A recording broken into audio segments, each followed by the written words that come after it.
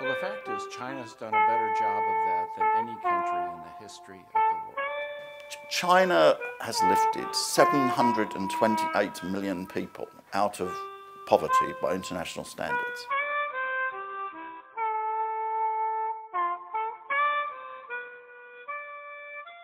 It's an ambitious goal, but we shouldn't set small goals. We should set big goals, especially if you're a country as big and powerful and inclusive as China. So I'm at the OECD, I'm in charge of our role in helping to implement the Sustainable Development Goals established last September by the United Nations. And one of those goals, the ultimate goal there really, is to lift 800 million people worldwide out of extreme poverty. And that is, again, an ambitious goal, like the goal here in China of the 5-year plan, to do it in a shorter period, to get 70 million people out. China has lifted 728 million people out of poverty by international standards. The whole of the rest of the world has only lifted 152 million, right? Therefore, the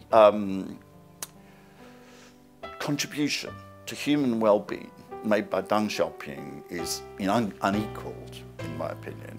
I was really deeply moved. You might even hear my voice slightly waver, because the first time I went to Shanghai and I saw there's a big portrait of Deng Xiaoping in the municipal hall there.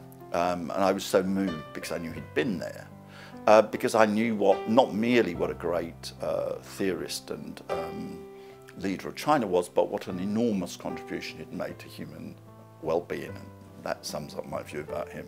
I've seen the changes, both as a frequent visitor, but also my many friends in China. I've seen how their lives have improved.